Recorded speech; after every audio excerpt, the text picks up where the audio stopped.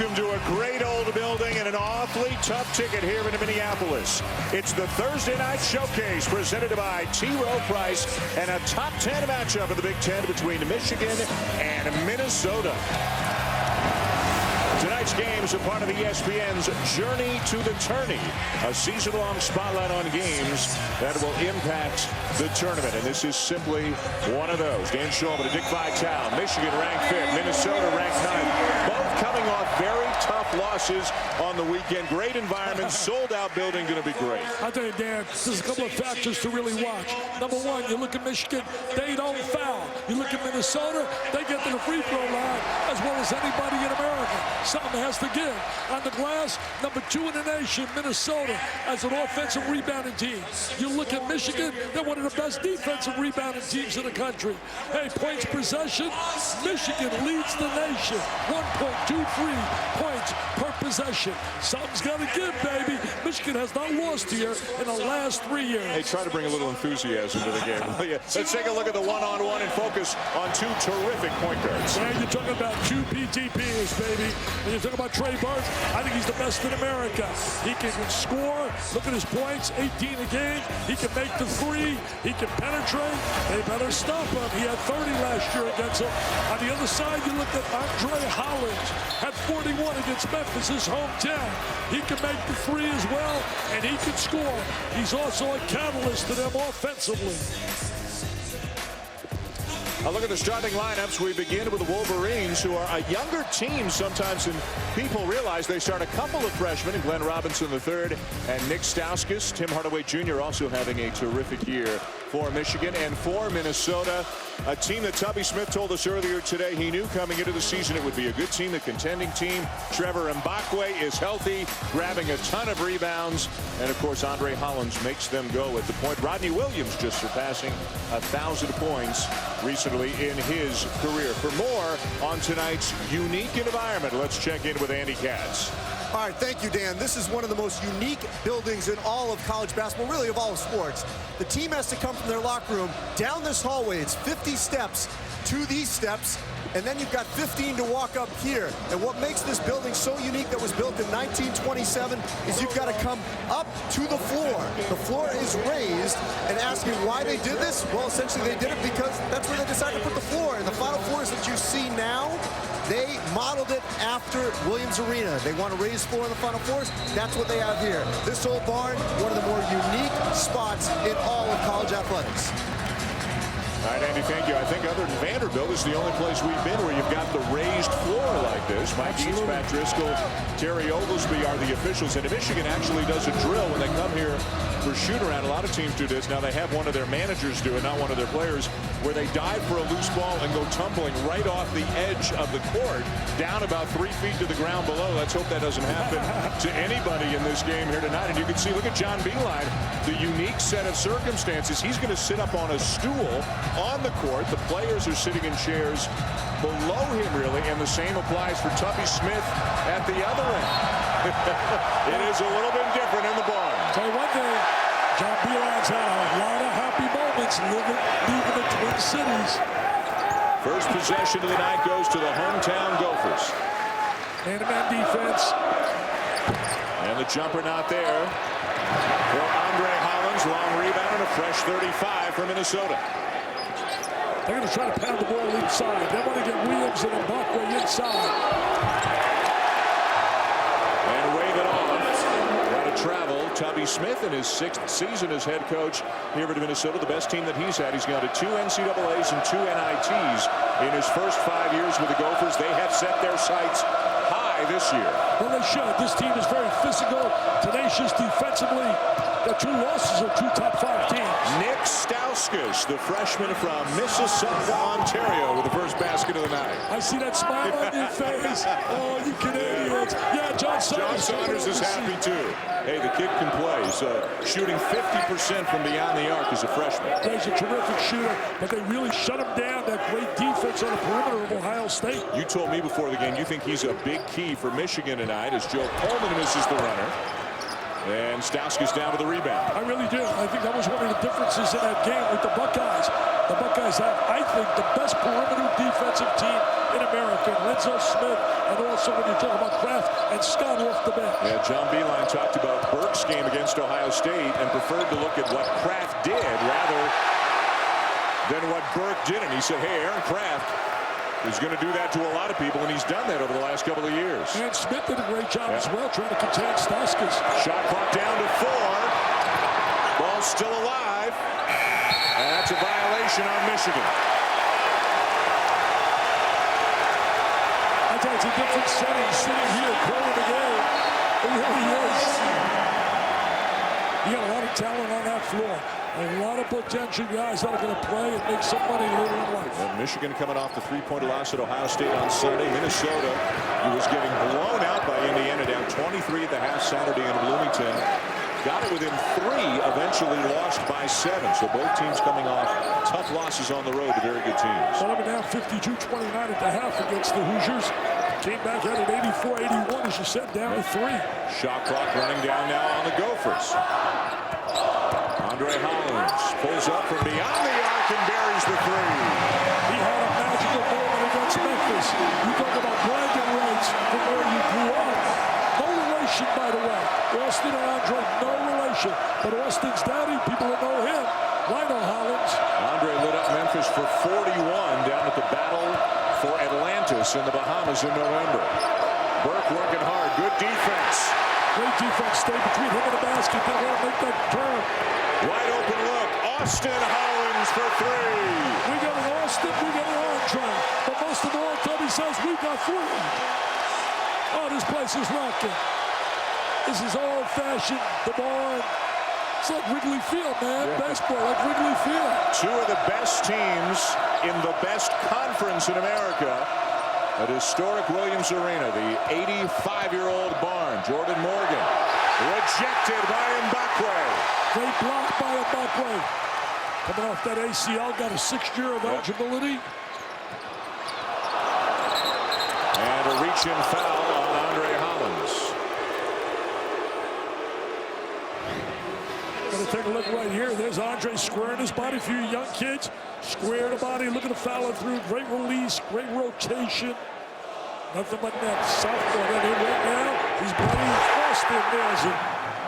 Both are from Memphis. No relation. 3.5 minutes into the game. Each Hollins is at a 3, and Mbakwe's already got 3 rebounds and 2 blocked shots. Tommy told me it's very important we get a good start. So we have not been aggressive to start games like there was in the paper the other day. We're down 29-8, I believe, at one time. That's right. Mitch McGarry, freshman into the game for Michigan, at corner 3. Tim Hardaway Jr. He's had a good year. Last year was a little up and down year. People know, obviously, his dad was a superstar to break ankles with that foot change he had. Yep. Hardaway brings him back within 1 on the inside. Rodney Williams with the elevation and the jump hook. We mentioned honored before the game for reaching 1,000 points. Could have become just the 3rd Gopher ever with 1,000 points, 500 rebounds, and 200 assists. He's on the verge of that. He's having an unbelievable career here when you look at that stat sheet. He's among some of the greats that have ever played here. Hardaway, 2-man game with McGarry, and the lefty knocks down the mid-range jumper. Freshman out of Chesterton, Indiana, coming in off the bench early tonight for Morgan. I'll tell you one thing, they're really so well coached, both clubs. You see good shot selection, good tough defense, play as a team. Mbakwe, backdoor feed, extra pass inside to Austin Hollins. Hollins gets the deuce, but what about the interior passing? Make the extra pass. That's what we define as shot selection, getting a good shot. This is fun, partner. Great start here, great environment. Minnesota by 3, 5 minutes in. You know, McGarry and Robinson are going to be special players at Michigan. Deep 3 for a pretty special player in Hardaway, his 2nd of the night, and we're tied at 10. That backcourt is dynamite. In fact, that backcourt last year against Minnesota in an overtime win in the Big Ten, they had 50 points. Yep. 30 for Burke, 20 for Hardaway. And 30 for Burke, the most that he's had in a game in a Michigan uniform. Did that in the Big Ten tournament quarters against Minnesota last year. Tommy said he couldn't stay in front of him. Pull up by Burke. And it'll be out of bounds to Minnesota when we come back. After a spirited start, lots of good offense, Dickie D, in the first 5.5 minutes. Yeah, pretty good shooting in the basketball, baby. Really getting that great shot selection, good follow through. Nothing but nylon, baby. ESPN's exclusive presentation of college basketball is presented by T. Rowe Price. Understanding the connections of a complex global economy. Invest with confidence. And in part by Broken City. Tomorrow only in theaters. And Toyota Care. Complimentary on every new Toyota.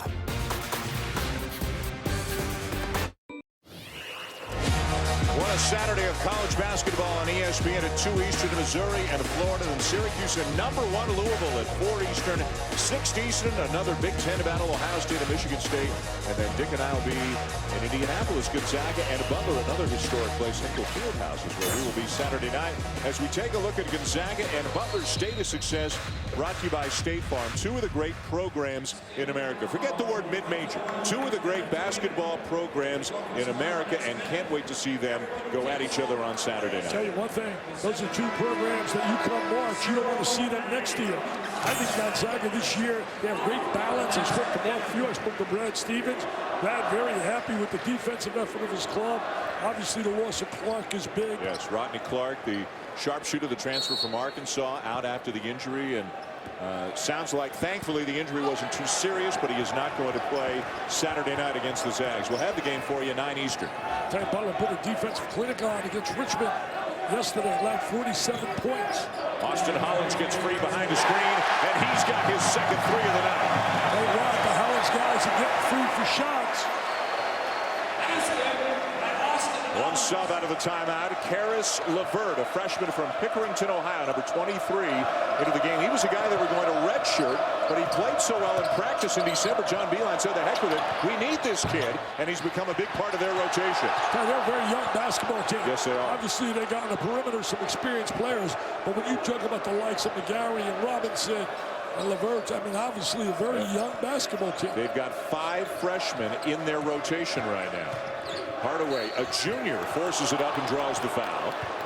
Good penetration, good drive to create the opportunity to get to the free throw line. For more on Hardaway, let's check it again with Andy. Well, Tim Hardaway Jr., one of 3 legacy players basically from college basketball and the NBA. You've got John Horford, son of Tito. You've got Tim Hardaway, obviously, son of Tim Hardaway Sr. And, of course, you've got Glenn Robinson III. And what John Beilein said to me earlier today is the lineage with these 3. It's all about work ethic. They picked up the work ethic from their father. That's all in their DNA. And, of course, guys, he also had to give a lot of credit to the mother. You better give credit As we to all mommy. should. You better give credit to mommy. Meanwhile, second foul on Andre Hollins. The starting point guard for Minnesota has gone to the bench. His backup, Maverick Ahanmisi. A junior has come into the game, number 13, along with Otto Oceanics, number 10, a 6'8" redshirt freshman out of Latvia. Ahanmisi working hard, but eventually turns it over. Look at the speed by Burke. The crossover, the kick. And Hardaway misses the 3. McGarry down with a strong rebound. Big time rebound right there by McGarry. Gives him a second opportunity. And Burke won't miss the second time around. Give that credit right there on that offensive rebound to McGarry. Getting the ball. He was a big-time recruit. Yep.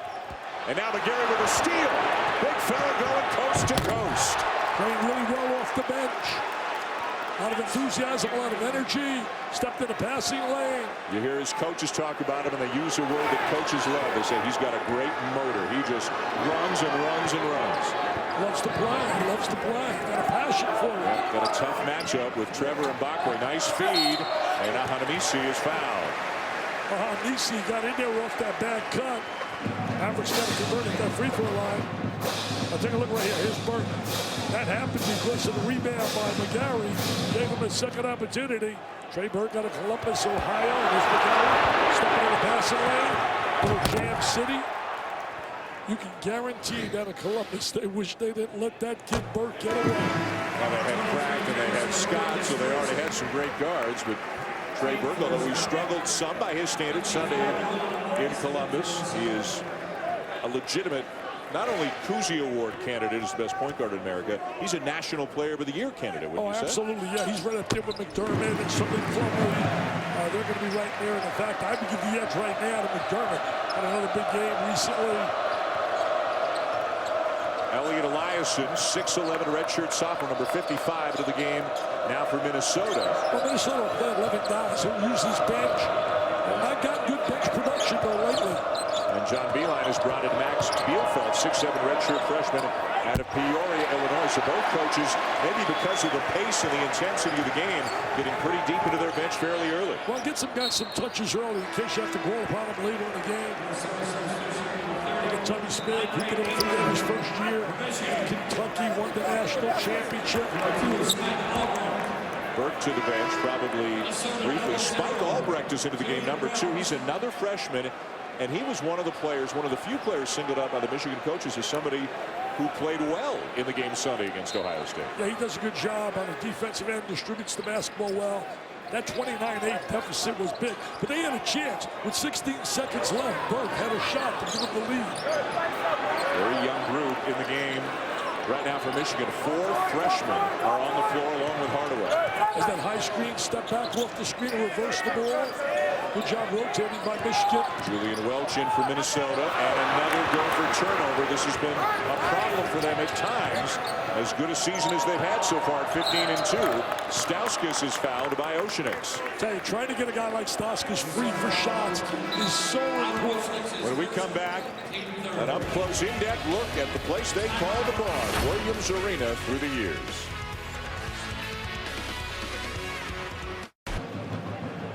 And welcome back to the Barn, Williams Arena here in Minneapolis. Tonight's game is a part of My Home Court Week, a week-long celebration of the great college basketball arenas and venues around the country. This is one of the oldest active college basketball arenas in the country. First game was played here in 1928. In 1951, Kentucky defeated Kansas State in the NCAA championship game in this building.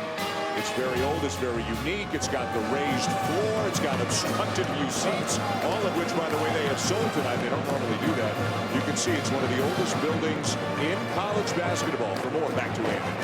All right, thanks, Dan. We've been trying to get to the bottom of it, so why this floor is raised. Even talked to Sid Hartman, the longtime Minneapolis Star Tribune columnist.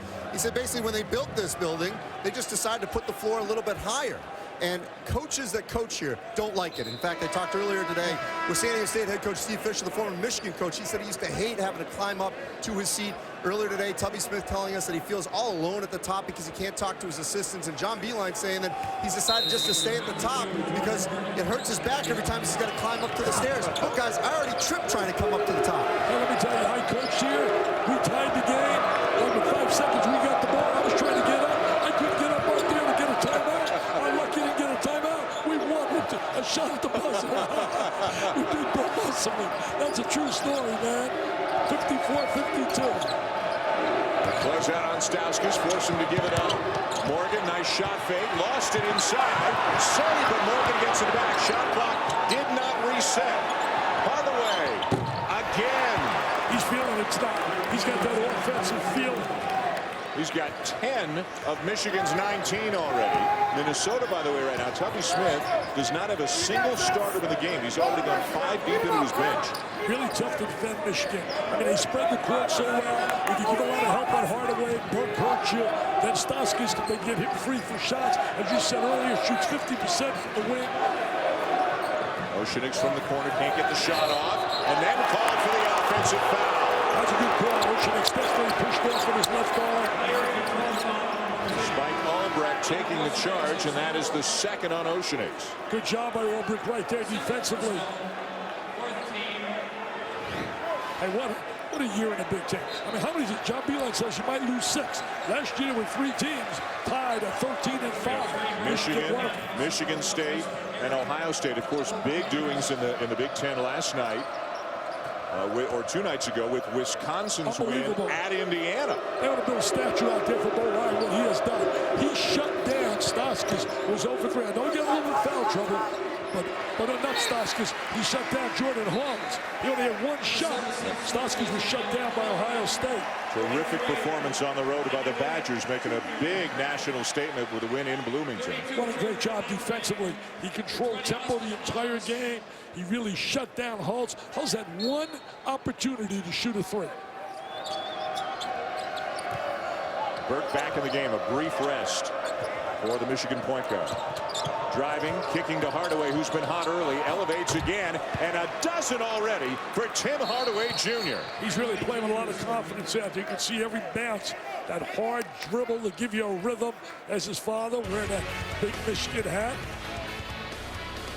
There he is, look at him up there with that great rotation, the follow through, and he tickles the twine. 6'6" junior out of Miami, and Hardaway averaging 16 a game, has 12 already, 10 minutes into the game, and now a long conversation between one of the officials, Terry Oglesby and John Beilein, something to do, it looks like, with the jersey of Trey Burke. His jersey is torn right now, so the referees have to decide, I guess, if they're going to let him play or if they can find a replacement jersey. Sew it up, sew it up, sew it up, sew it up. Let's play ball. Honestly, John Beilein doesn't want to take him out of the game unless he has to, but can they allow him to play with his jersey in that kind of condition? He likes wearing that jersey. That jersey brought him a lot of good luck so far this year. John Beilein, what a career he's had. Looks like they're going to have to take him out. Andy, what do you got? Well, actually, they call this a blood jersey. He's going to have to wear a different jersey with a different number, the kind of jerseys they have in reserve in case you get blood on the uniform. So you're now going back to change. Heading down the stairs and then down some more stairs back to the Michigan locker room to find a jersey as Albrecht comes back in. You mentioned John Beilein, been a head coach forever, been a Division I head coach at Canisius, Richmond, West Virginia, and he's had success everywhere he's gone. Everywhere he's been. And now for the first time they go into a defense he used to employ all the time, but not nearly as much anymore, the 1-3-1.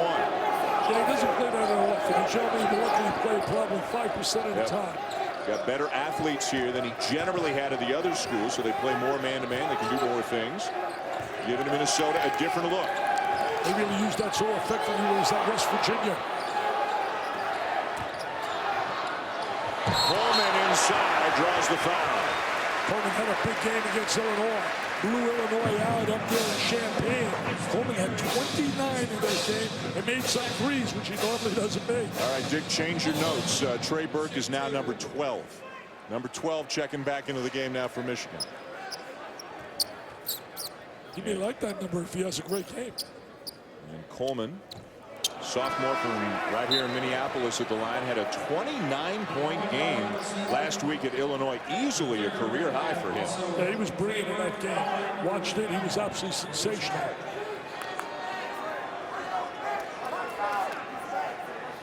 And you can see the inflated numbers for Coleman on the strength of that 29-point effort last week at Illinois. Burke is back into the game wearing 12. As Coleman makes one of two. They shoot 70% as a team. They go to the free throw line, 7th in the nation. Going to go a little full court pressure. There's a lot to like about Minnesota. They're the best offensive rebounding team in America. They lead the Big Ten in blocks. They go to the line a lot, as you said. They force a turnover here.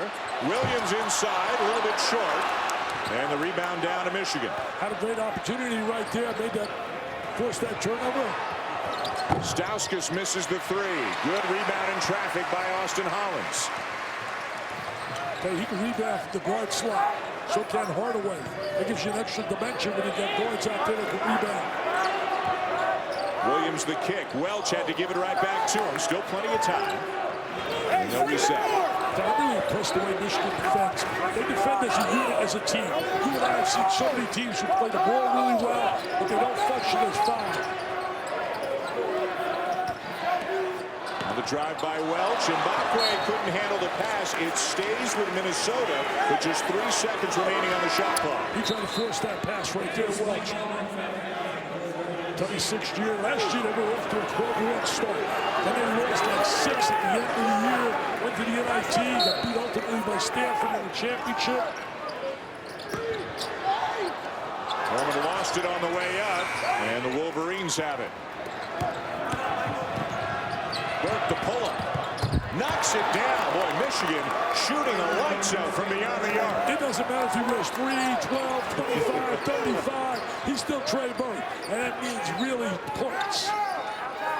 He's a points producer. Minnesota's gone about 6 minutes since they made a field goal. Michigan is 5 of 8 from beyond the arc. They love this place. They won the last 3 times in a row here. Last time Minnesota beat a top 5 team, Arizona, in 1994. And Michigan playing great right now. Tubby Smith needs a timeout. They look terrific right now, no question about it. Defensively, getting the ball in the hands of the right guy. And Burke putting up some good numbers.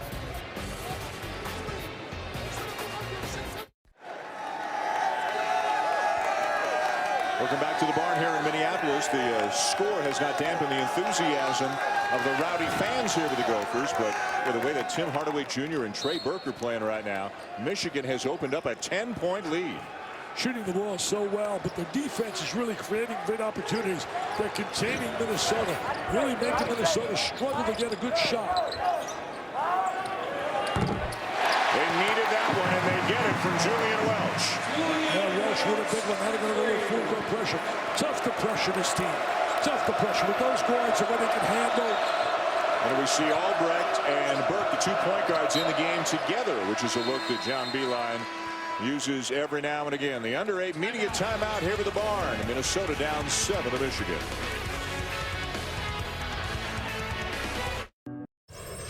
Chris Cotter with you back in Bristol. Big night of college basketball on ESPN networks. You got Florida and Texas A&M up on the upper left. Both teams unbeaten in league play. The Aggies impressive in football. Now a real sleeper in hoops in the SEC. And then over on ESPNU, Horizon League action. Valpo and Detroit playing that game on Dick Vitale Court. And Dan, your partner must be proud of the Titans off to a 3-1 start in conference play. Back here in Minneapolis, Minnesota down 7 to Michigan. I don't think there's any doubt. I don't know how you can dispute it that the Big Ten right now is the best conference in America. There are other good ones, but this one is just so strong at the top. Look at the top 6 and how good, the depth of the quality teams in this league. I mean, look at that depth right there. It's unbelievable. And if you think it's easy when you go down to Iowa and places like that, trust me, you better come to play. It is going to be a battle in this conference. They'll be ready for tournament time in March. But, you know, looking at this game right here, some numbers jump at me. When you look at certainly Minnesota, great offensive rebounding team. They have 1 offensive rebound. That's the job that Michigan has done. Michigan's done a great job also keeping them off the free throw line. Something Michigan does well. They don't foul. Turnovers, they got 2 turnovers. They don't turn the ball over. Against Ohio State, they had 9 turnovers in the first half. Here they have 2 thus far. I remember Dre Hollins picked up a couple of fouls as well. Minnesota was up 13-11 when he went to the bench. Haven't seen him since. And Michigan is now up 7. Burke driving, too strong off the glass. And Minnesota looking to run. Welch will pull up from 3. And Minnesota is 5 for 5 from 3-point range. Well, Welch has made 2 big threes for them. Down 10, he nails down 2. That's when you call bench production. Gets the crowd live, gets people back into it. They've been waiting for this man at the bar. Minnesota's made 7 of their 10 shots, but Michigan's taken 18 shots to Minnesota's 10 because Minnesota keeps turning the ball over. They've coughed it up 9 times. Well, I knew you were great with numbers, man. You were an actuary. Yeah, getting a lot of help from Mark Amento sitting on my left here. Hardaway. Great defense. Yep. Great defense. 3-second call, Wolverines. Very rare you see that call. They're starting to get electric here. Hey. Andy mentioned Sid Hartman. He's one of my heroes. He's down the right. They're coming in better than Sid in the journalistic world. 91 years of age and acts about 12. He's my idol. This place literally started shaking after that 3-second call. Holds better than 14,000. For most games, they don't sell the obstructed view tickets. It's an old place with a lot of pillars and beams that obstruct your view in certain spots, but they have sold every single seat in this building tonight. They should with this team. I mean, if they don't come out to see this team, there's something wrong. Very physical, very tough, inside, outside people. Another 3 in the first miss, but the offensive rebound, as you said, one of their specialties. Second in the nation. That's their strength. They got to bring the ball inside a little bit more. Mbakwe, strong move, but missed the shot. Got it back and lays it in. And it is offensive glass. So getting on the offensive glass, Bruce Pearl. Getting on the offensive glass. You know, as a former coach, that's big. That means you're aggressive. As proud as anyone now, Dan Schulman. It'll stay with Michigan. They get a remarkable 48% of offensive rebounds. 48% of their missed shots, they get the rebound as opposed to the defensive team. That is off the charts. That is unbelievable, that number.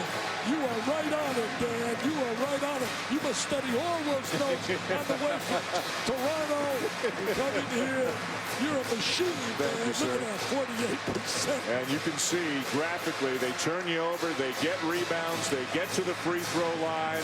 They got a lot of good things going on, and John Beilein wants to slow things down a little bit. I talked to the Duke people, and they were very impressed with Minnesota. Playing them out there in that tournament up in the Atlantis. Yeah, the only 2 losses for Minnesota on a neutral court to Duke. And last weekend at Indiana, 88-81 to the Hoosiers. They've beaten the likes of Memphis, Stanford, won at Florida State, which isn't easy to do, beat Michigan State, won at Illinois convincingly. And in Minnesota, this is the highest ranking the Gophers have had since the 96-97 season, a season later vacated because of an academic scandal. But there are those who say that this is easily the biggest game in this town for the Gophers since at least 97. Well, you can get 2 top 10 teams here. Hardaway again, stepping up large here at the barn. I just love that backcourt. I love the way they play defensively, offensively. They understand how to play. Austin Hollins, and Hardaway recovers for the block. Great defensive rotation to come back there and take away that. It looked like a layup. Well, Minnesota trying to go a long stretch without its starting point guard, Andre Hollins. Went to the bench a long time ago with 2 fouls. Welch with the ball, getting big minutes off the bench. And he's producing, hit 2 big threes. Shot clock running down. He hits another one. It's a long 2 for Welch. 8 enormous points off the bench. I'll tell you what, that is big. Their last 2 games, it was in the paper here on their bench, had not been producing. Tubby really into it on that sideline. Tubby loves it out here. Morgan the screen. Burke again wearing 12 after a rip in his jersey forced him to change. Stauskas tries to throw it down. And the three-point shooter going inside to draw the foul and head to the free throw line. Well, see, he's more than just a standstill shooter. This is a very good, productive player. He's a terrific outside shooter. You have to respect that. And he gets in the rush right here. He's going to step back. He's inside the 3, and he nails it. One team shooting 60%. Minnesota, Michigan shooting 55% as Stauskas misses the first. It's about 6'6". Little under the radar. They come in with a big-time reputation. You know how they got him? Nate Lubick, who plays at Georgetown. Nate Lubick's dad coaches at a prep school in Massachusetts. Lubick was deciding between Michigan and Georgetown. Chose Georgetown, but Nate, the dad, the coach, said to the Minnesota staff, hey, but I got another kid. You might be, said to the Michigan staff, excuse me, but I got another kid. You might be interested. Come see this Canadian kid, Stauskas. And that's how he wound up at Michigan. Wow. On the inside, Elliot Eliason, 6'11", the 260, lays it in. Nice high-low entry into Eliason. And Bakwe feeds him. All right, but it's going to be a good one, man. We're going to have a barn burner here. At the barn. At the barn. At the barn. Barn burner. You didn't even mean to do that. Burke, nice pass. Robinson rejected. Robinson's really been playing this game. He's had a strong season thus far. His daddy was something else, man, at Purdue. She likes it. Oh, look at her cheering. She loves it. There's Hardaway, man. Look at that rating jump shot. And there's Mr. Welch. So I have an answer for you. I have an answer for you.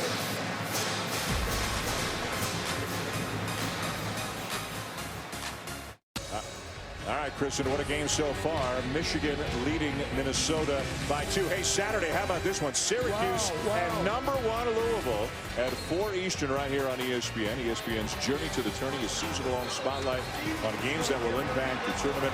Louisville, #1 for just the second time in program history. It's part of a great day and evening of college basketball. 9 Eastern will be at Hinkle Fieldhouse. Butler and Gonzaga with the game day gang. Reese, Jay, Jalen, Digger, Shannon Spake will be with us. Our first of 8 great looking matchups on Saturday nights. You saw what an obstructed view seat looks like here at the barn. They have sold them all. And they could have sold twice as many seats as they've got here in this building tonight. Burke has it stripped. Numbers for Minnesota. Center the ball. Should have centered the ball. Center the ball. Missed an opportunity. Austin Hollins with the elbow jumper. And at the other end, the finish for Hardaway, who's got 17 points already. He's got that great size, the perimeter player. A 4-point swing right there. Should have Deuce on the other end. It comes back the other way. Wide open underneath. Rodney Williams couldn't finish. I think Stauskas came back, got a piece of it, and back come the Wolverines 5-on-4. Stauskas in and out on the three.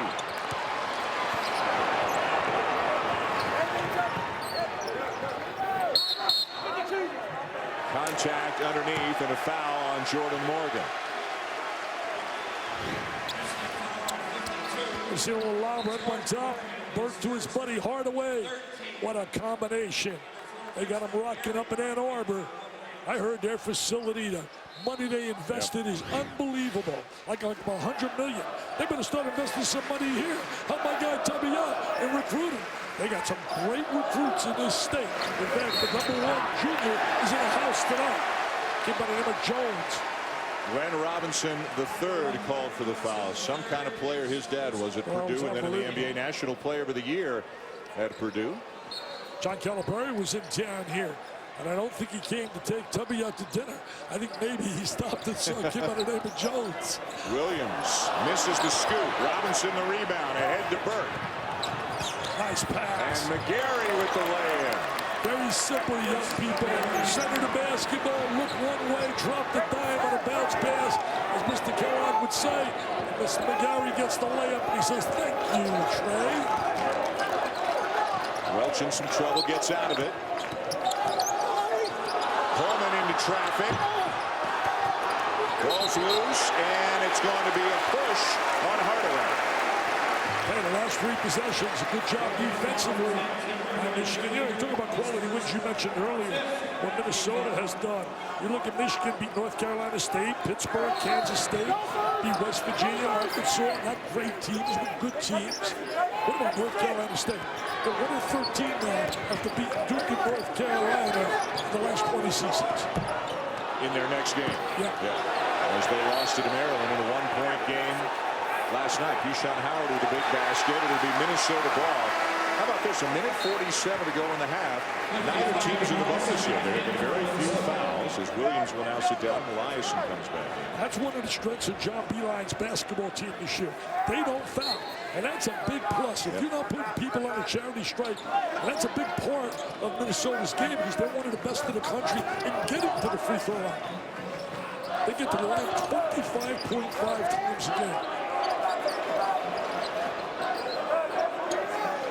Wasn't it Lynn that made that last shot for Maryland at the desert? Oh, was it? Oh, you're right. It was Howard driving and lobbing it up to Lynn. Thank you. You're right. That was my man Jay Billis. He said it. And Barkway with the 15-footer. They stepped right in that gap. They got to get their inside people more of that. Williams and Barkway. They have weathered the storm without their starting point guard, Andre Hollins, for most of the first half. Went out early with 2 fouls. And with a minute to go in the half, they're down 4. I'm McGuire, my late buddy. He doesn't buy that too fast. Sit next to the coach. Play. Sometimes everybody knows the ones. Take him out. Burke misses the 3. 2 Gophers collide and can't corral the rebound. Coleman and Eliason. One of the great Minnesota teams ever. They were ineligible for the tournament. Was a team with Kevin McHale. He's going to watch right here. They had McHale, they had Lockard, Flip Saunders, Ray Williams. What a team. Michael Thompson. They were unbelievable. Jim Dutcher coached them. Another Michigan turnover. And Welch gives it right back to Burke. Got numbers. Burke just keeps going and lays it in with the left hand. He is terrific. He is absolutely terrific. If I could pick one point guard, I'd want to be my guy. If I were coaching, I said, Trey, please join me. Please help me. Make me coach of the year. Minnesota can hold if they realize just about a second difference between the game clock and shot clock. You know what I like him, Dan? He can make shots. There are a lot of point guards who can pass the ball. Nice interior passing, but you got to convert it. And now Michigan's got a lot of time. See what Burke can do. He can penetrate. He can distribute the basketball. There it is right there. Great penetration. A block. 2 seconds. Good if it goes off the front of the iron. And the first half comes to a close. David Williams are in with number 5 Michigan leading number 9 Minnesota. 36-30. What a first half for Tim Hardaway Jr. 4 threes, 17 points. Andy Katz is with John Beeline. Thanks, Dan. John, earlier today you said rebounding was going to be a key, but it's been a non-factor because you've dominated the ball and the possessions. Why have your guards been so effective getting to the basket? Well, I think we've been able to score at that end just because we spread them out a little bit. As soon as Timmy started hitting some jump shots, we've been able to spread out, get them out of there. And then we're trying to keep them out of here, and we're getting in good position where we have position to rebound.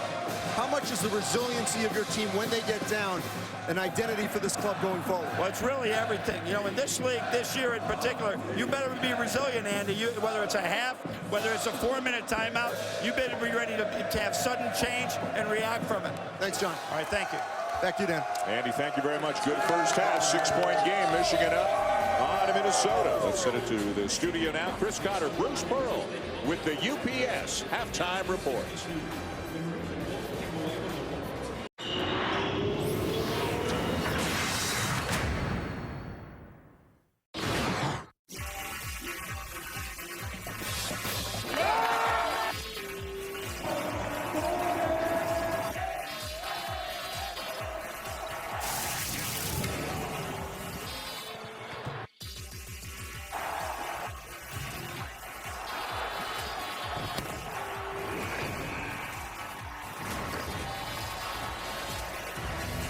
Welcome back to Minneapolis and welcome back to the Thursday Night Showcase presented by T. Rowe Price. Number 5 Michigan and number 9 Minnesota, a 6-point lead for the Wolverines. You made the point in the first half. Last year when they met in the Big Ten tournament, it was Burke and Hardaway who lit up the Gophers. They're doing it again tonight. Well, they're going to have to contain Hardaway. They're going to really have to do a better job finding him, not getting him allowed to get so many open shots. I also think for Minnesota to win, I just put it on Twitter. I said if they want to win, see, if you follow me on Twitter, you'll understand what I'm going to say now. They better get the ball to the inside. And Bakwe and Rodney Williams don't get enough touches. That ball's got to go inside. And I think they got a little break now because Hollins will be back in the game. Andre with only 2 fouls. As he said, he only played 6 minutes. Turnovers a big, big problem for Minnesota in the first half. Let's go to somebody else we both follow on Twitter, Andy Katz. All right, thanks, guys. And sometimes the game is very simple. Tubby Smith just telling me here before the start of the second half, look, we cannot turn the ball over as much as we did. They had 10 in the first half.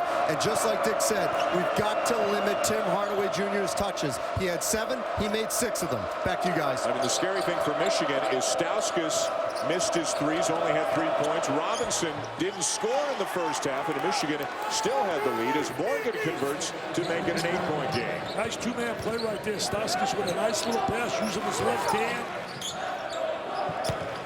Williams inside. Nice shovel pass off to Mbakwe. So strong as he draws the foul. Well, the one thing, if you bring the ball to the inside, the guys like Mbakwe and Williams, you're going to go to that free throw line. They average 25 attempts on the line per game. Only shot in the first half 7. Mbakwe tearing his ACL last November, had surgery last December, started off getting limited minutes at the beginning of this season. He's an original Marco Polo man. Started at Marquette, then he went to Miami-Dade, and then he came over here to Minnesota. He got an extra year. See, the NCAA, I have to commend them. They did the right thing, giving a kid the 6th year. Only played like in 7 games and tore that ACL. Not only is he so important to Minnesota, he allows Rodney Williams to play his normal position. Everything fits together better. One of the big reasons why Minnesota's having such a good season. Going to that full-court track. I think he loves that bird. It just gets nothing going. There it is right there. I don't think he can trap that. I really don't. I think he's too talented, and it opens up the court, man. You open the court for a kid like Bird. He's going to have a field day. And Jordan Morgan, who didn't score in the first half, has 2 field goals already here in the first minute of the second. Little push there by Morgan. They reset. Andre Hollins right back into Mbakwe. Coleman to baseline. Williams keeps it in play. 10 to shoot. You can see one of the discussions at halftime was get the ball to the interior. Burke with a block. 4 to shoot.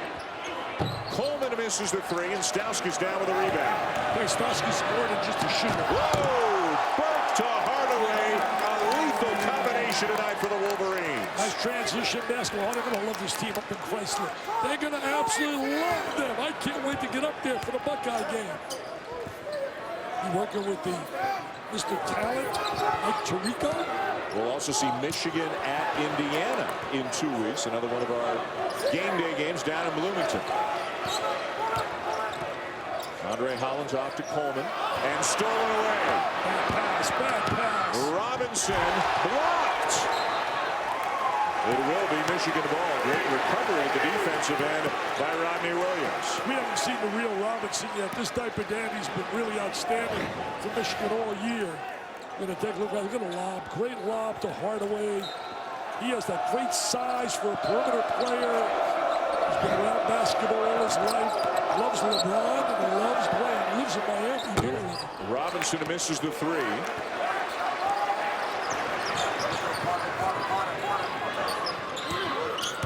Austin Hollins. Nowhere to go. Good defense by Hardaway.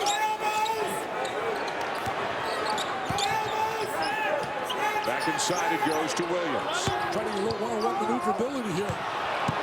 Got it back. Nice bounce pass, but Mbakwe couldn't reach down and get it. May have hit a foot on the way by, and Michigan takes over. He had the right idea. Burke. Now Minnesota looking to push.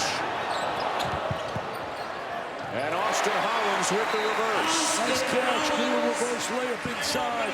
Transition. That's one of their strengths, Minnesota. And Michigan's done a great job getting back defensively, negating the running game.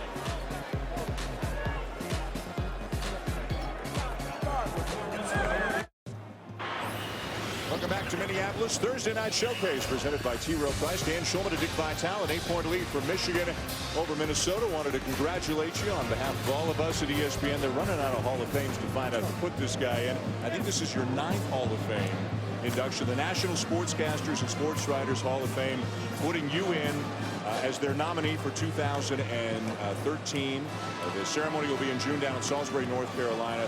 Richly deserved, and from what I understand, it was a landslide, my friend. Well, thank you so much, Dan. I've been so blessed to work with someone like you and all the people over the years. I can't name them all, but all you guys are real, genuine broadcasters. I'm a jock man who came out of the locker room. Somebody handed me a mic 34 years ago. I've had a lot of fun, and it just, I'm really, especially I was up at Mitch Albom's show just the other day, and Mitch is going in as the journalist, and to be there with someone of that caliber, you people are real broadcasters. I'm just a guy having fun, doing something I love, and I really, I can't say thank you enough to all those that have allowed me to live a life that's exceeded any dream I ever had. Well, you told me you're going to keep doing this till you're about 100, so I got another 27 years, huh? I just whispered in Sid Hartman's ear coming over here at halftime. He's 91, the outstanding journalist here in Minneapolis. I said, I want to be like you. Well, congratulations. You just keep having fun, keep doing what you're doing. Dan, let me tell you something. I'd like to be your agent. Burke, step back jumper. McGarry with the offensive rebound. He's had a big night off the bench for Michigan, and it continues. He's been terrific. He has really been a great player. I love his energy. I love the way he plays. With a lot of fire in him. Plays hard. He's a coach's dream, man. He's a big fella, just a freshman. Look at him showing on the ball screen, getting back on defense. Great help defense right there. See, Coach Schulman, you understand the tendencies of the game. I mean, it's unbelievable. Stepping out, showing, getting back, helping recover. Shot clock inside 10. They got to get Andre Hollins going. Rodney Williams, tough pull-up, won't go. Rebound down to the Wolverines, and Williams with a foul. See a silly shot right there, and he compounds it with the foul. Bottom line is Michigan's done a great job containing Mbakwe and Rodney Williams on the interior. Williams frustrated. He was asking one of the officials, Matt Driscoll, for a foul on his shot attempt, and then his frustration turned into him committing a foul after the missed shot. Right. Crowd's quiet right now. Michigan playing really well in a row. Got 3 in a row here. Last 3 times they've been here, they've beaten Minnesota.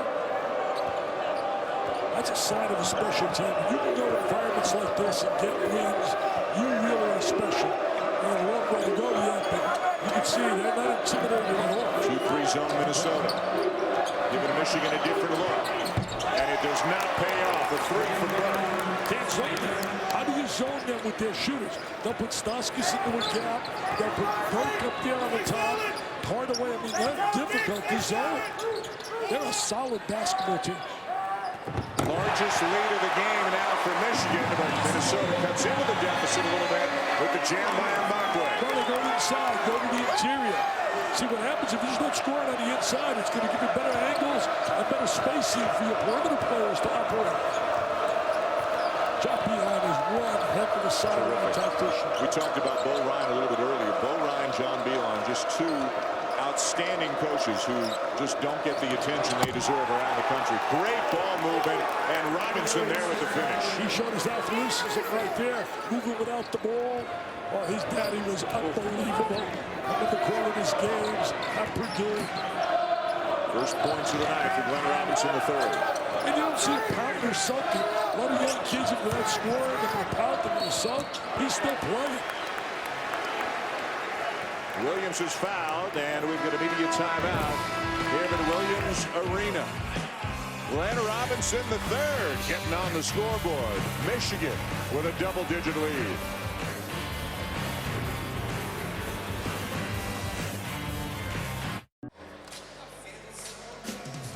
Tomorrow night, NBA Friday features a couple of big-time matchups. It's the Bulls and the Celtics at 7 Eastern.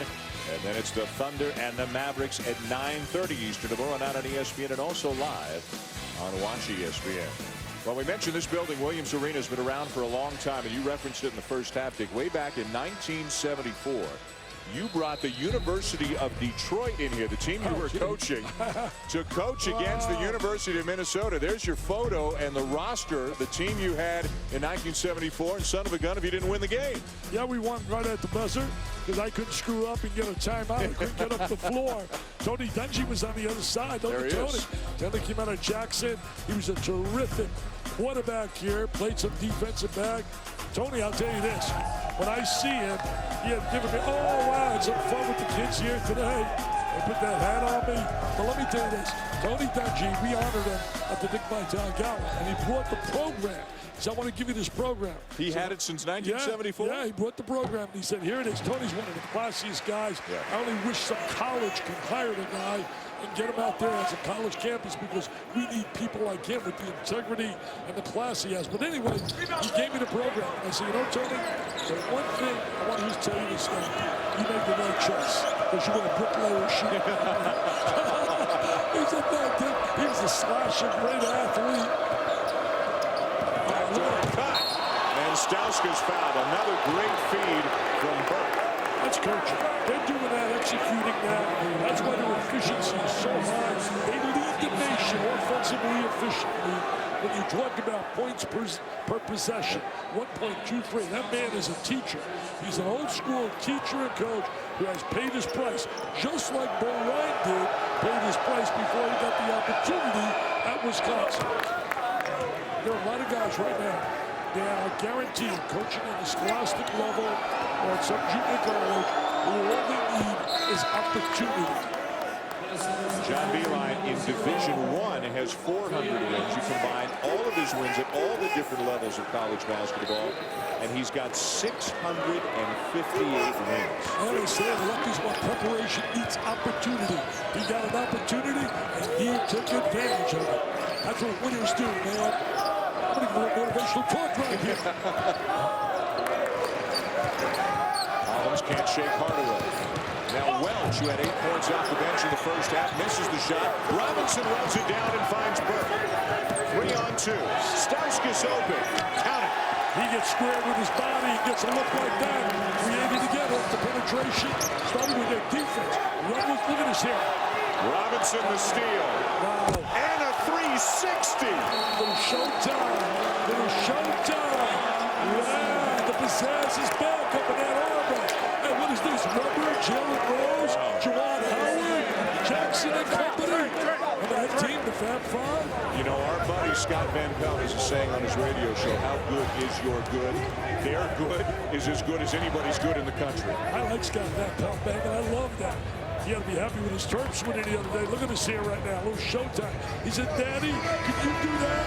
And Daddy said, are you serious, son? I can do more than that. Who do you think wins the battles if we're a little one-on-one? I'll tell you, look at the showtime. Big time. I'll tell you, they are going to have a big time. This team is as good as any I've seen in years. They really are. They've got such a rugged schedule. The Big Ten is such a tough league, but Michigan still has to go. And this is just road games in the league. They still go to Illinois, Indiana, Wisconsin, Michigan State. I mean, they've still got some killer road games coming up. They're going to be tough to beat. They got a lot of weapons. They got size. They got perimeter play. They defend. What I'm impressed about is they really defend and give help. You look like you got to drive to the goal, and here it comes suffocating. People slide over and help. Andy Katz with more. Andy? Well, one thing John Beilein pointed out to us earlier today is that all the elite teams in the Big Ten, they either only play them one time on the road, and they start with them first. And you're seeing that here. They only play Minnesota one time on the road. They start with Ohio State on the road. And so the unbalanced schedule goes against Michigan. So they're going to have to earn this Big Ten title if they win it. And John Beilein telling Dick before the game, he thinks the team could lose as many as 6 games and still win a Big Ten championship because there are so many good teams in the league. I don't buy that, though, Dan. I don't think you'll lose 6 in this league. Somebody will win it. I really don't. I think I'll look at 4, maybe 5 like last year. Hollins with a basket, but it's still a commanding 17-point lead for the Wolverines. I'm shocked by this. I'm really shocked. Stauskas with the drive and the finish. I am really surprised about his ability to put the ball on the floor, move without the ball, defend. I knew he could shoot. I mean, you have to look at the numbers. The numbers are right there. This kid is more than a shooter. He was not a starter at the beginning of the season, but played his way into the starting lineup. And other than the last game against Ohio State, he's been a double-figure scorer night in and night out. There he is right there. They did a great job to contain him down there at Buckeye Land. Thad Matta, his kids really did a terrific job. I love their perimeter defense. Hear about the YouTube video he's got up? He's got a YouTube video out where he takes 50 threes and he makes 45. That's insane. That's insane. Austin Hollins at the line for Minnesota. They had a long way to go because you got to start to pressure a little bit. You got to start to speed up the game. I think all of that plays into the hands of Michigan. I can't wait to see that facility. People are raving about it. That John Beilein told me, I told Tommy Almack, if he had these facilities, he would have been undefeated. Now, Jordan Morgan's come back into the game for Michigan. He's normally number 52, but he's got a different jersey on as well, so he must have had some issue with his. So Morgan has gone from 52 to 30, and Burke went from 3 to 12. You know, Michigan had that one young guy, the big guy transfer. Spotrich went over to Maryland. He'll be playing for them next year. I think a lot of that transfer by him was playing time. It's all about playing time.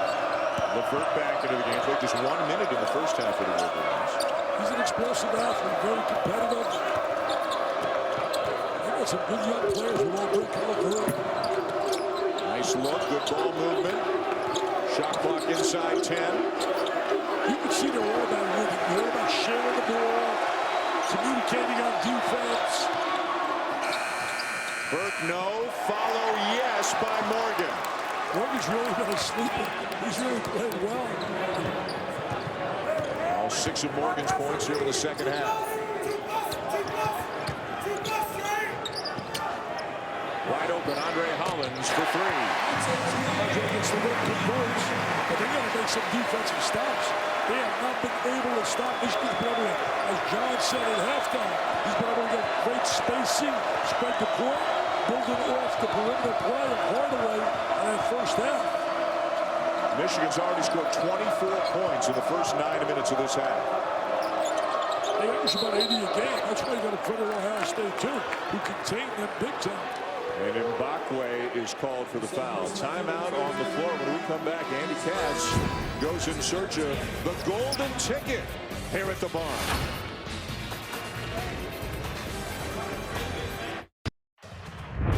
Since 1928 in the North Star State, the building they call the barn has meant basketball, where the loud and loyal barnyard gathers to pay tribute to their Gophers. Back here at the barn, Minnesota trailing Michigan by 15, 60-45. Where do we find Andy Katz? Well, thank you, Dan. You all remember the movie Willy Wonka? Remember the golden ticket? It was in a Wonka bar. Well, someone here in Minnesota just handed me a Hershey's bar, and they said, you better look inside. So that's what I'm going to do here. Let's see what we got here. What? Look at this. I have a golden ticket inside of this Hershey's bar. As you can see the golden ticket. Let me tell you what this does for me now. With this golden ticket, it costs $75. There are 9 Big Ten games. There's a bit of a gamble with Minnesota. If you have a golden ticket, it is good for all 9 Big Ten games. But the problem is if the Minnesota Gophers lose that game, then you lose the ticket.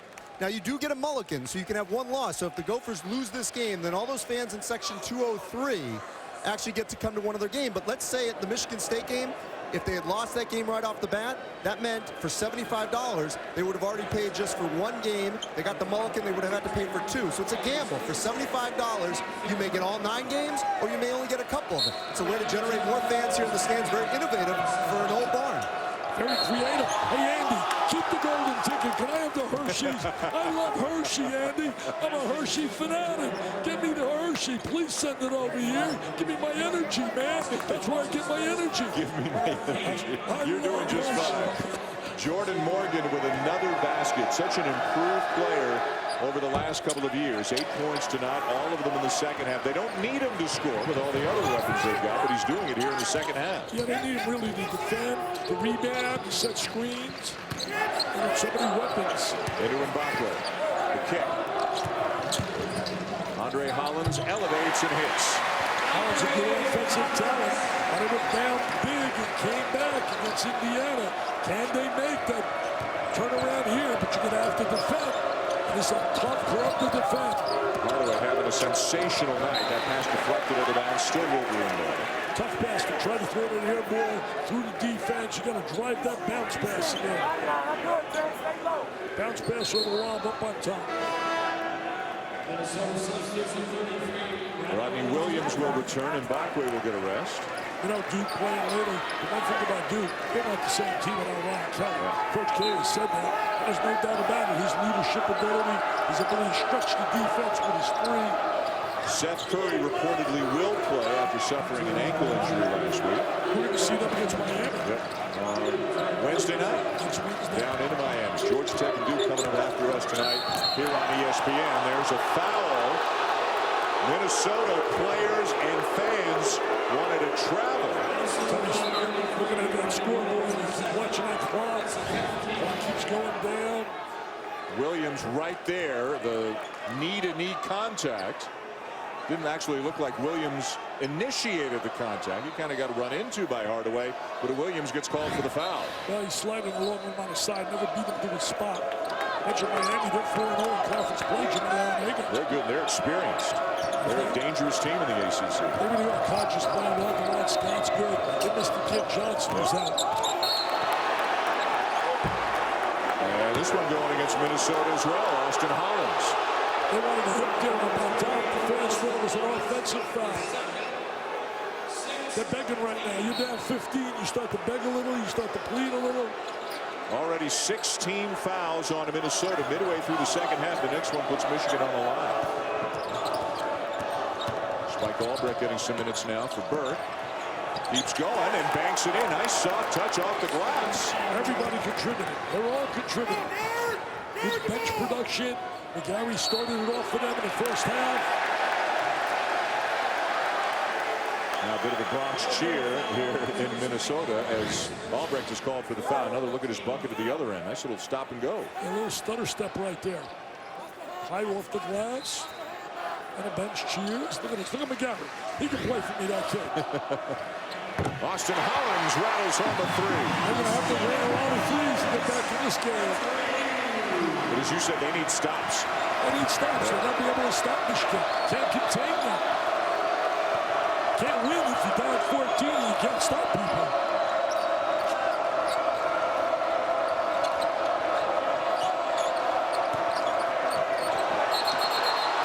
And a travel. They're going to turn over. Michigan doesn't normally turn the ball over. First half, they were really super the way they protected the ball. turned it over 9 times against Ohio State. That's usually a no-no. They had 4 in the second half for a total of 13. Do you think they'll have a little chip on their shoulder when the Buckeyes come to Ann Arbor? After the 56-53 Ohio State win on Sunday, had Michigan won that game, in all likelihood, they would have risen to #1. Absolutely. Louisville's #1 right now. A tough time with Mr. Mayhem and company Syracuse. 4 Eastern Saturday here on ESPN, part of a great day and night of college hoops. I love Louisville, though. I had a preseason as my #1. Minnesota inching closer. Taking the ball inside. And not ready to score. They're going to dig in a little pride and character now defensively. This crowd is digging in. They're trying to give them that emotional lift. Double foul. Good call there by Mike Eads. A lot of contact. I think it was Williams and Robinson. Williams has been playing with a lot of frustration all night long. He's frustrated because looking at the score, he's not scoring. He's a talented player. Mike Eads is a real premier referee. He really is. Take a look at the bottom of the screen. See him bumping down there at 33? I'm going right down at the bottom. Double foul, Williams and Robinson. And Hardaway, who just came out, is going to come right back in for Michigan. LeVert will go to the bench. This game's not over yet. Nope. Not over yet. This team's got some character. They were down big against Indiana. Made that run, came back. They're down 23 at one time. Got it down to 3. Williams sits down. He's got 3. Robinson stays in the game. He's got 3. 8:43 to go. I don't think you can worry about 3 now. I don't think you can worry about foul situation. You got to play your best. And John Beilein will use a timeout with Robinson in trouble in the corner. 8:39 to go. Michigan on the road up by 12 on Minnesota. Saturday afternoon, a great doubleheader. Missouri and Florida at 2 Eastern, and then Syracuse and Louisville at 4 Eastern. Saturday showcase presented by 5 Hour Energy. This leading us into Ohio State, Michigan State, and then Gonzaga Butler at 6 and 9, respectively. Game Day gang with us for our first game day game this coming Saturday night from Hinkle. Tim Hardaway Jr. has been outstanding tonight, knocking down shots from all over the court. There he is right there with the 3. Little 3-ball action by Tim. With another one on the perimeter, wide open, nobody chucking him. They're going to find him again. Defense rotates over, but doesn't matter. He was on fire, then a little lob, transition. His buddy Burke lays it up for him. He's had a great, great night. About 7 out of 8, including 4 of 5 from three-point range for Hardaway. Well, they had 50, they had 32 tonight. They had 50 against Minnesota between them when they beat them in overtime in the tournament last year.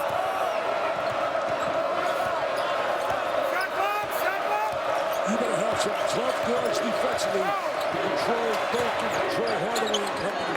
Gary, nice look, saved by Robinson. Crowd down in the corner thought that ball was out of bounds, but Minnesota gets it back anyway. This is a big trip. And it's a 3 for Austin Hollins.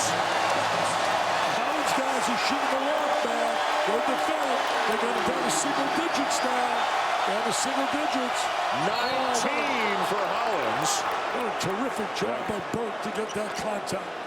What a job he did, Dan. You talk about a great basketball IQ. You know, he's trying to be the first guy since '79 when there was a fair guard that played for the Spartans by the name of Irvin.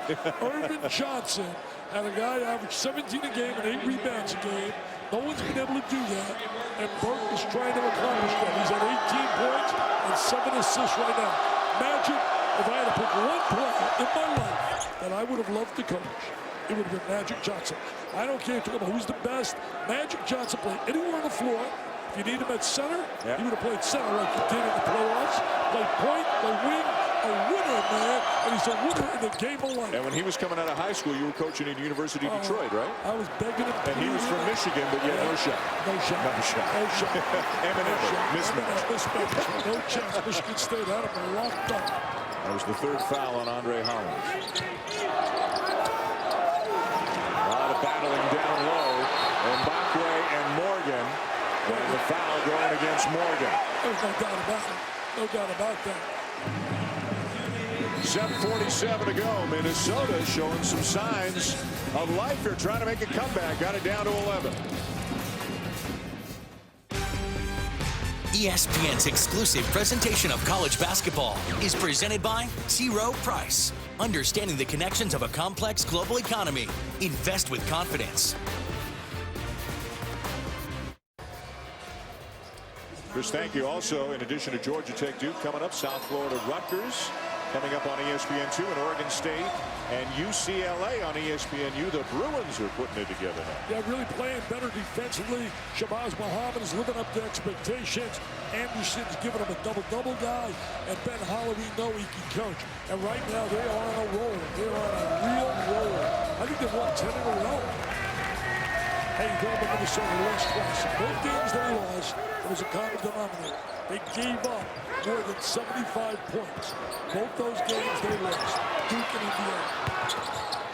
Andre Hollins fouled from behind, and he'll get a couple of free throws as he hit the court hard. That's good play right there for Minnesota because he goes to the line to get some points, and the clock stops. The one dilemma you face right now, you face a major dilemma if you're Tubby Smith. You know you're going to have to foul in this game. And Michigan's three perimeter players, Burke, Stauskas, and Hardaway, are outstanding free throw shooters. They average about 80% between the three guys. So they're a very difficult team to really catch up on if you're going to put them on a free throw line.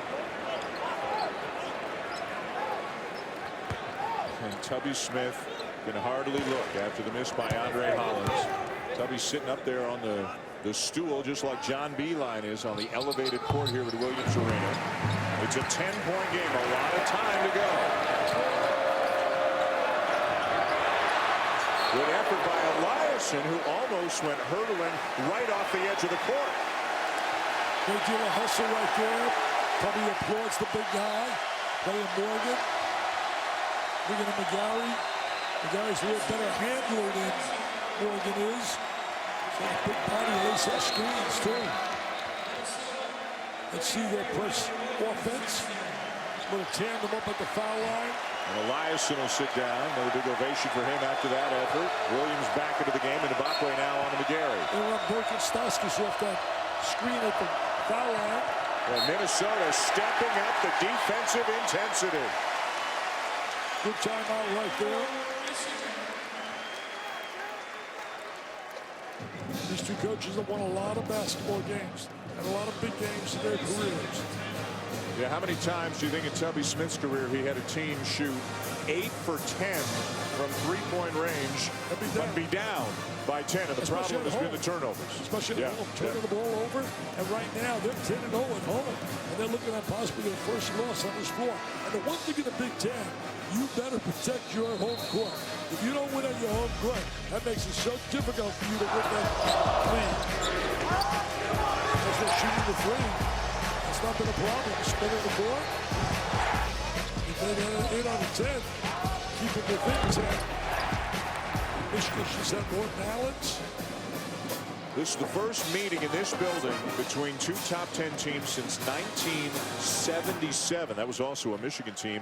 And as we mentioned in the first half, Minnesota has not beaten a top 5 team since 1994 when they beat Arizona. They're 0-20 against top 5 teams since then. I thought that team in 77 might have been the best team in America. They beat Marquette, and Marquette won the national title, and they also beat us by 20-some points. They blew us out, and we won 21 in a row after losing to Minnesota. They were great. Ray Williams, Kevin McHale, Michael Thompson, Osborne Walker, Flip Saunders, who works for us. McHale and Thompson with their numbers retired up in the rafters here at the barn. 5 to shoot. It'll be Robinson, and it'll go down. I tell you, is he a good-looking player? I know he struggled in the first half, but you're watching a guy step to the perimeter with his size. You saw him in transition, very athletic. It looks like the young Wolverines learned a lesson. They started very poorly in Columbus, played well in the second half, but wound up losing by 3. But they have played with a ton of composure here in a difficult arena all night long. Little Lionel Richie all night long. That's been the call. He's one of my favorite singers. I'll tell you this, it's been all night long Michigan here tonight. Tim Hardaway Jr. still down. His dad in the house, sitting right behind the Michigan bench. There's his father. I'm sure he didn't have to pay for that ticket. Watch 10 in blue, and right there, looked like he caught an elbow to the face, an inadvertent elbow to the face on the pass attempt there by Austin Hollins.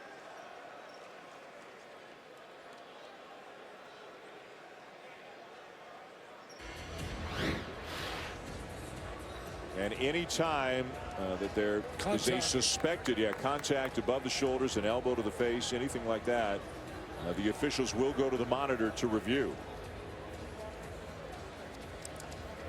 You said it, Dan. It was certainly not intentional. Making the pass, the elbow comes up.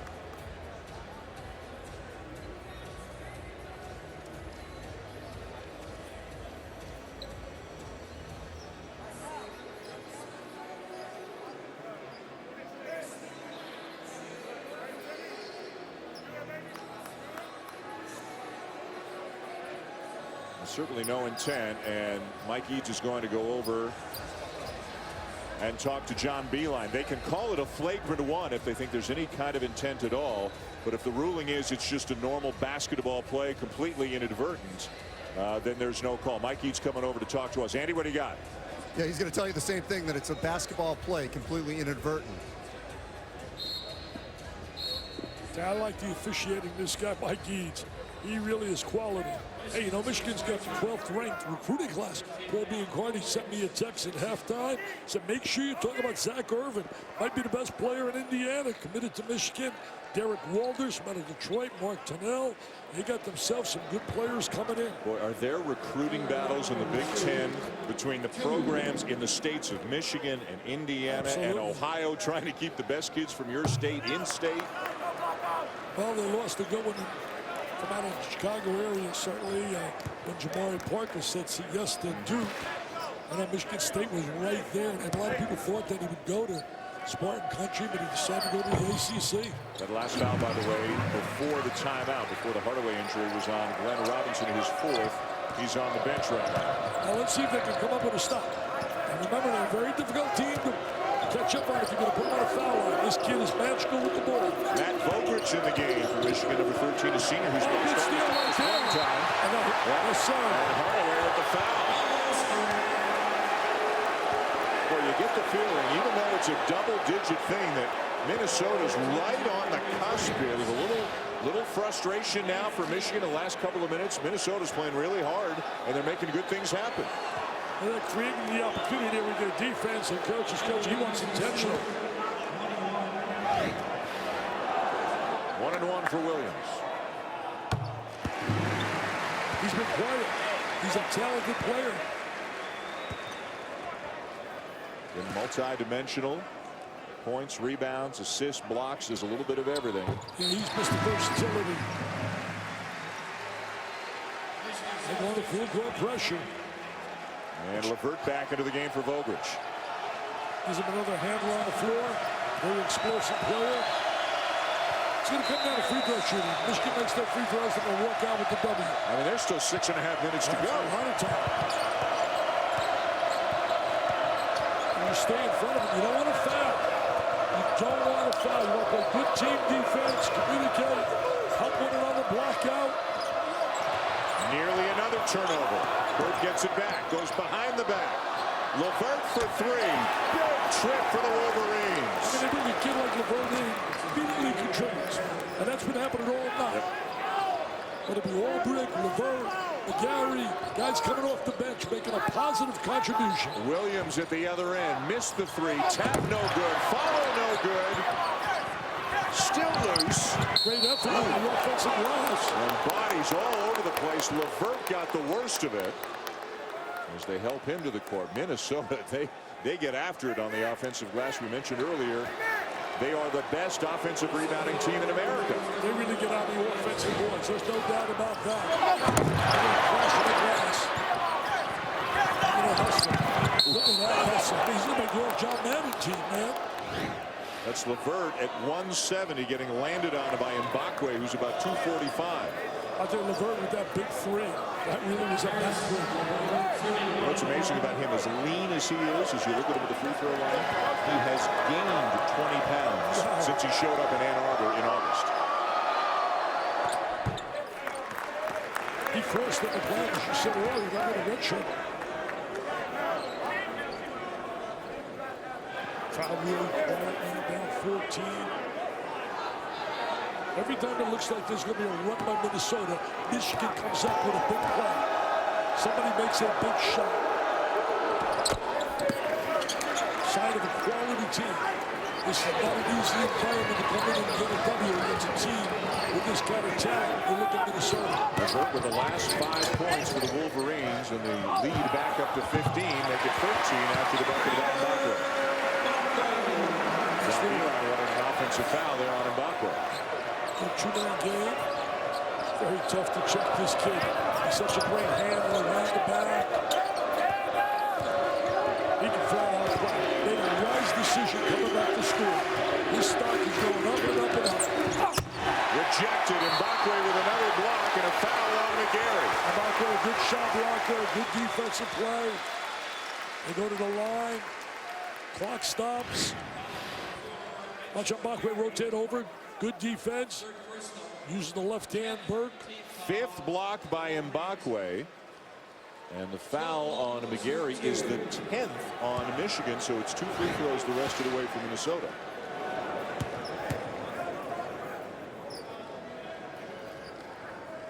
They're leaving some points on the line now.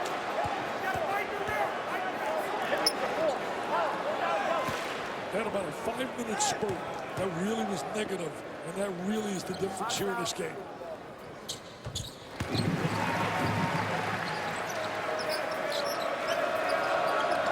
Full court pressure again. Double up. Big ball back to the middle. Oh, he carried that. He carried that. Now they're going to convert it. They're going to really try to right now. I'd go inside. The ball again, Mbakwe on the interior. Experienced player, McGarry checking him. A little slow moving the ball down, man. Taking some valuable time. Every tick is valuable today. Andre Holland short on the 3. Still loose. Contact right there. And it's McGarry called for the foul. Minnesota on the line.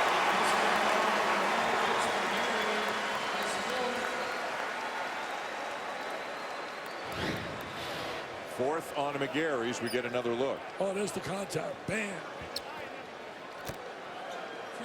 Looks like he'd be a tight end. Looks like he'd be a tight end. Brady Hoke better sign him up. That's 2 big fellas colliding in Mbakwe and McGarry.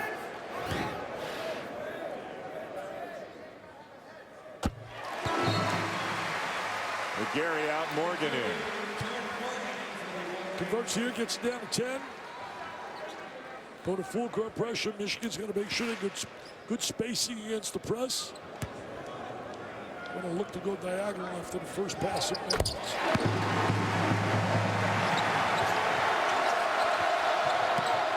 up, somebody post up to the middle.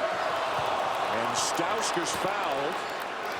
Maybe the 10th team foul on Minnesota. That's 2 free throws coming out from Michigan the rest of the way. And if you're John Beilein, you like that. You like to put this kid on the line. He's got a great stroke, soft touch. They talk about his confidence as well. They just cannot believe that a freshman has as much confidence as he has. So you're saying he's got swag? He's got swag. He's got swag. And we're going to see some swag on Saturday. Guy Billis and company come down. Digger Phelps, he's got swag. Reese Davis, Jalen Rose. Shannon's going to be with us. Gonzaga and Butler. We'll have a great game for you Saturday night. The first of our game day telecast. We'll be going to places like North Carolina State, Kentucky, UCLA, Kansas. Boy, I'm so happy you mentioned North Carolina State. That the young guy, Will Private, it was okay. Getting the wheelchair, that was scary. Indiana as well will be going to. Yeah, that was scary. As you and I were sitting there, right where we're sitting now, down in Raleigh, and saw that unfold after State's win over Duke.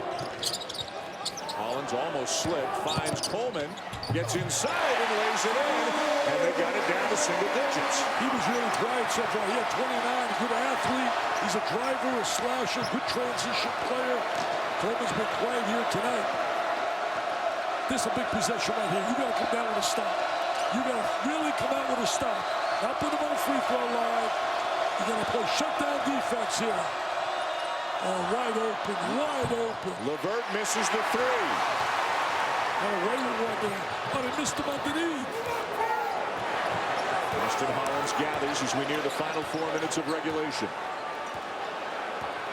Timeout on the next whistle. A Minnesota score would take this crowd into a frenzy. And there's a good shot fake. That's great for you young kids watching. Utilize that shot fake. Utilize that ball fake. That ball fake. Watch this right here. See the ball fake? Uh-oh. He left something on the court. Look at Stauskas. He left something on the court.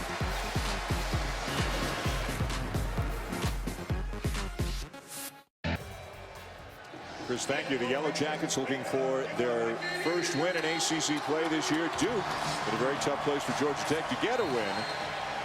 And Duke is undefeated at home this season. Here, Minnesota, Michigan. Minnesota making a bit of a run. Got it down to 9 as we check in with Andy.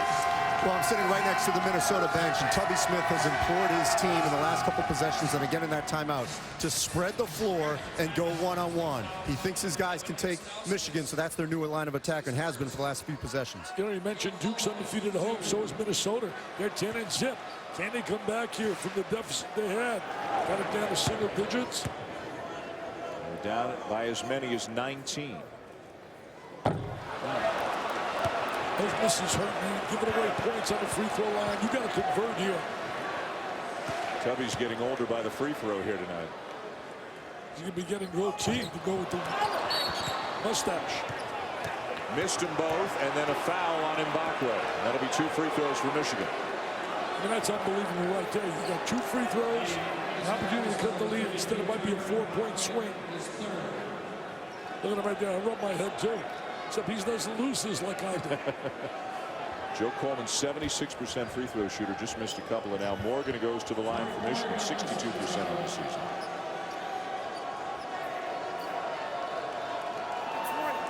Those 2 are major. We're down to 7 instead now. Could go up to 11.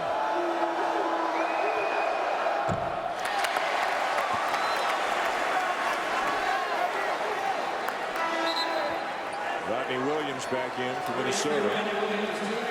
Ingram sits down. These teams are going to be so tough come March.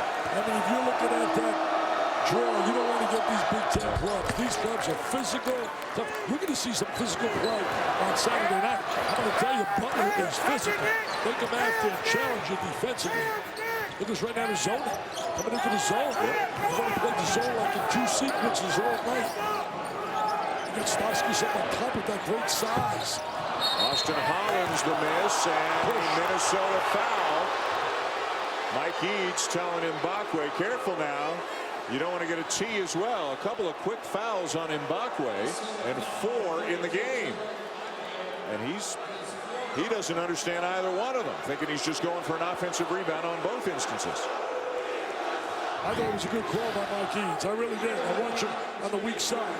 You're going to watch the weak side. Little push off.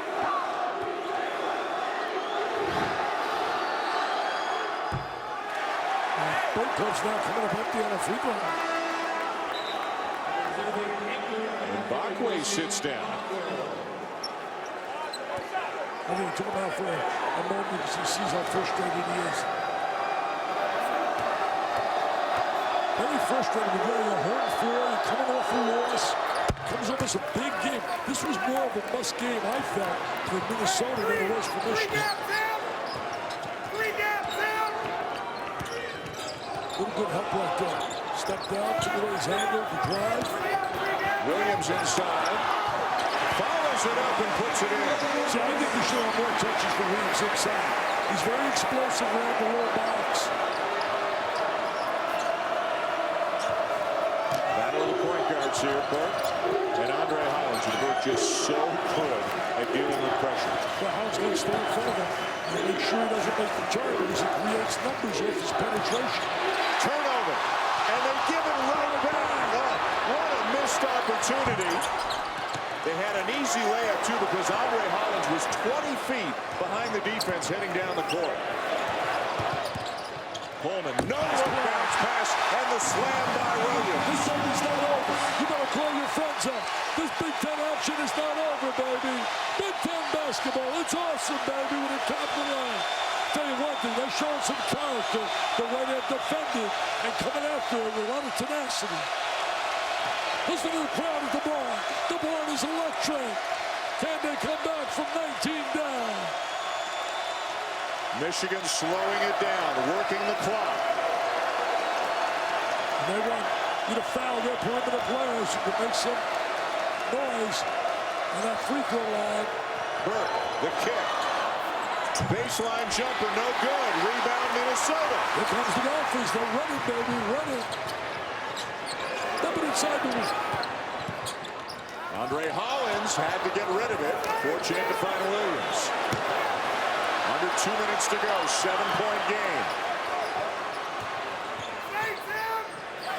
Williams for three. In and out, offensive rebound, Hollins. And the Wolverines take it away. No foul into that basket. No foul. I think there was some contact there, Dan. Inside a minute and a half to go. And again, Burke will try to work the clock. Austin Hollins forcing him, though, to move it. That was a big possession right there. They'll come up empty in that possession. And now a foul will send Burke to the line for two. He's got so much confidence going to the line. Boy, that crowd was really big on the other end. Let's see if he's got all ball. Here's the offensive rebound. Now he goes up with the head fake. Well, it looks like he got ball, but I thought it was body contact. Either case, it wasn't blown. It was a big, big moment.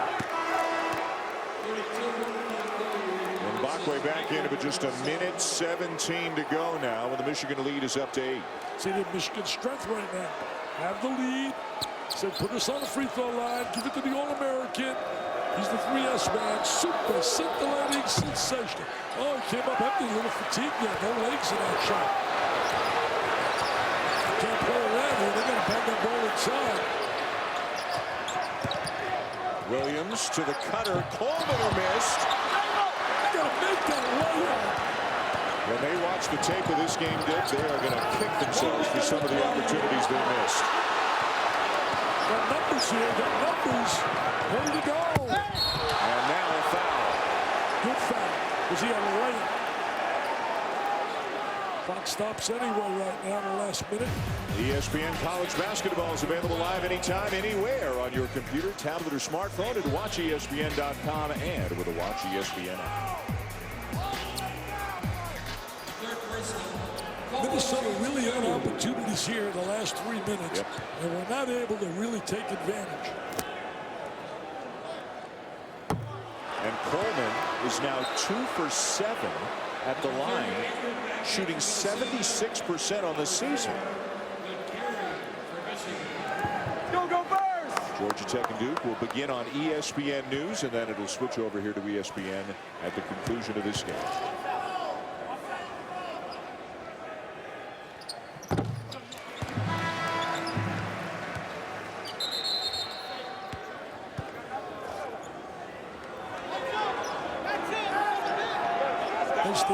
Minnesota has some great players in high school, man. This Tyus Jones, Rashad Vaughn, Reed Travis, all rated in the top 35 by a lot of people. No contact there. Timeout, Michigan. I don't blame Trey Burke being upset. I mean, there's contact in the backcourt there. I mean, come on now. Boy, life in the Big Ten this year. It seems like Minnesota, Michigan, Ohio State, Indiana, Wisconsin, so many good teams with so much talent, and as you said, so physical.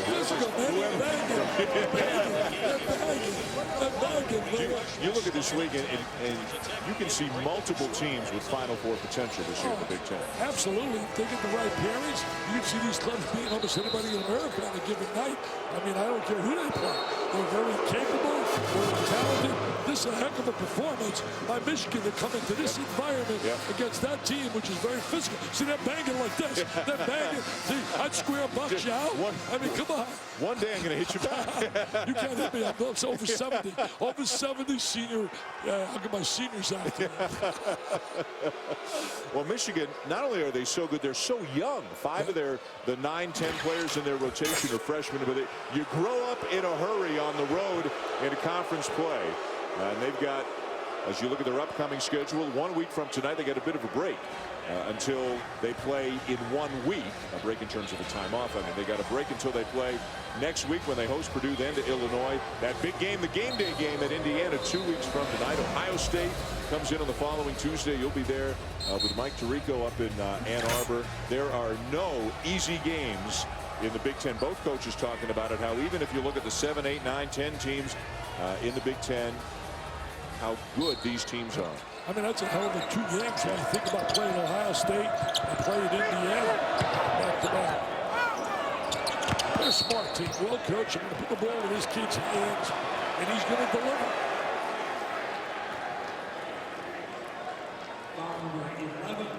He's grimacing and blinking a little bit. Might have gotten poked in the eye or a shot to the nose or something as he makes his way to the free throw line.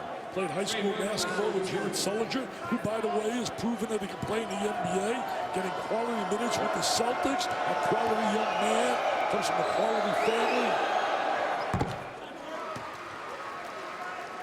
Must have had one heck of a high school team, having Burke and also Sullinger on the same team.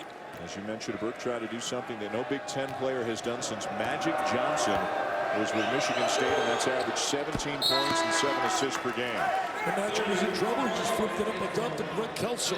Kelso was a terrific Big Ten player, as a rebounder and scorer.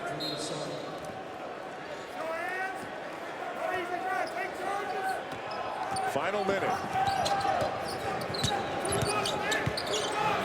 Minnesota added to its opportunities, but some couple of turnovers, some missed free throws. That was the foul by Austin Hollins. That's a career-high 21 for him. They really get after the offensive glass. They're going to look back at those free throws. When you look at Coleman's 2 for 7, and that is really tough to deal with. Playing a team like Michigan. Oh, look at Magic. Pretty good company there for Trey Burke. Yeah, and that's where it stops. I mean, I love Trey Burke. Yeah. But Magic is another world, okay? He's all American. Magic is all universe. Yeah. All universe, all world, you name it.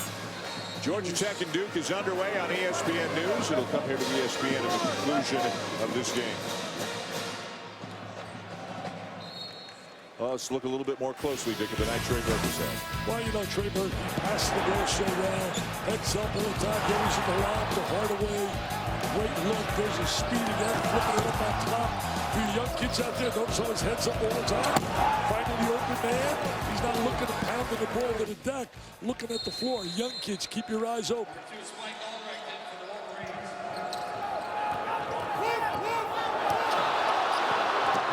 Robinson, and they're trying to foul now. He's pointing to finally fouls. All Michigan has to do is make one here or there, and they'll get out of here with a win. Crowd has been on the refs for much of the second half. This has been an incredibly physical game, especially here in the second half. Very physical. I really think such a quality win for Michigan. Coming off that tough loss to Ohio State, battled back after being down 29-8. Had a chance with 16 ticks on the clock. Burke with the ball in his hands, lets it fly. He goes in and out. It doesn't mean they would have won. They would have taken the lead, and Ohio State would have had the last shot. Deshaun Thomas was sensational in that game early. And it was the defensive play there. They did a great job of shutting out Stauskas. I know he got a little foul trouble, played 20 minutes, came up 0 for 3. And he's a valuable player in this Michigan team with his 3. Robinson makes both, goes to the bench, Levert back in.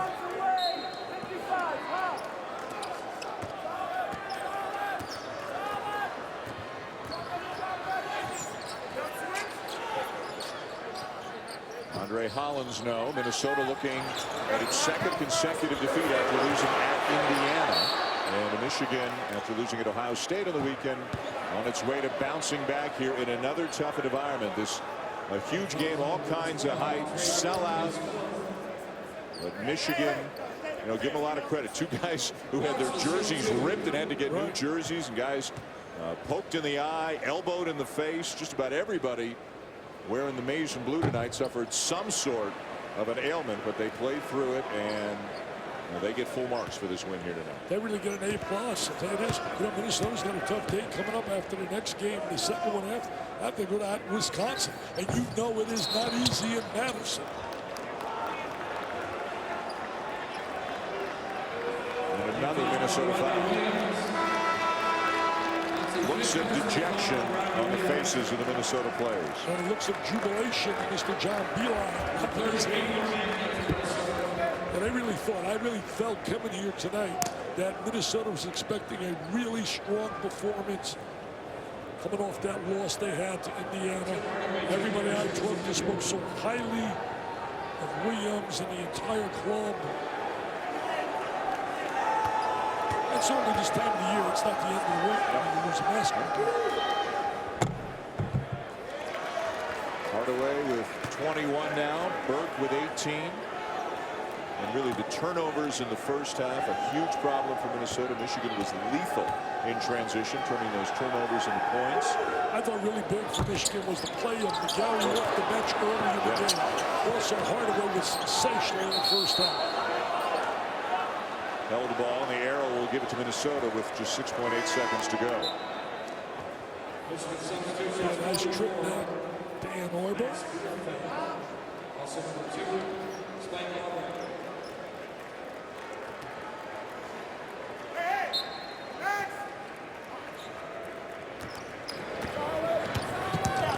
Collins trying to go coast to coast, gets the bounce. And that'll be all here at the barn as the Michigan Wolverines come in here and up their record to 17-1 on the season with a hard-fought 83-75 win over the Golden Gophers, who have now dropped 2 in a row and dropped to 15-3. 83-75 Michigan, your final for Dick Vitale and Eddie Katz. I'm Dan Shulman. Thanks for watching as we send it down to Cameron in Durham with Dave O'Brien and Doris Burke.